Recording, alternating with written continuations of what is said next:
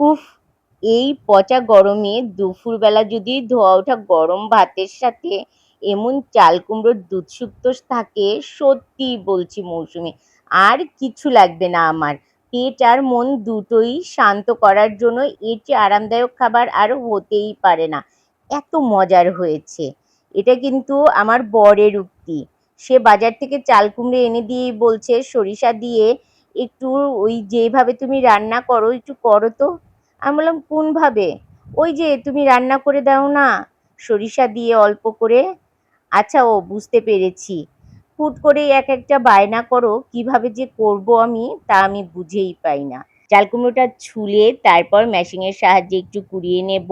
আর ডালটাও কিন্তু আমি চাল কুমড়ো কাটার আগেই ভিজিয়ে রেখেছি। কাটতে কাটতে এটা ভিজেও যাবে, বেশি সময় লাগবে না। মটর ডাল গরম জলে ভিজালে আধা ঘন্টার মতনই লাগবে।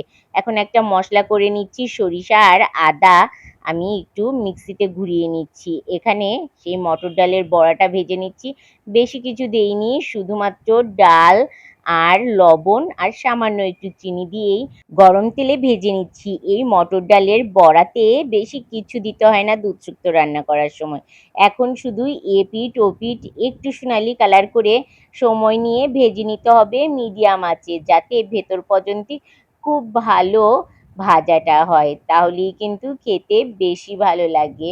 দুপিটি কিন্তু একদম সোনালি কালার করে ভাজা হয়ে গেছে। এখন কিন্তু তুলে নিচ্ছি। তুলে নিয়ে কড়াইটা একপাশে সরিয়ে দিয়েই কিন্তু আগে একটু দুধ শুক্তোর জন্য চাল কুমড়োটা যেটা কেটে রেখেছি সেটা একটা পাত্রে পর্যাপ্ত পরিমাণে জল দিয়ে তারপর একটু ভাপিয়ে নেব। বেশি না, 5 মিনিটের মতন ভাপিয়ে নিলেই হবে। একটু লবণ দিয়ে দিলাম। কিছুক্ষণ পর যখন ভাপানো হয়ে গেছে, একটা ছেঁকনির সাহায্যে চাল কুমড়োটা ছেঁকে নিচ্ছি। আর এপাশে সেই তেলটাই গরম করে তেজপাতা, মেথি আর রাঁধুনি ফোড়ন দিয়ে সরিষা আর আদা যেটা বেটে রেখেছিলাম সেটা দিয়ে দিলাম। আর দিলাম চাল কুমড়োটা। দিয়ে সবটা ভালো করে একটু মিশিয়ে নিয়ে তারপর এতে পরিমাণ মতন লবণ আর একদম অল্প পরিমাণে হলুদ।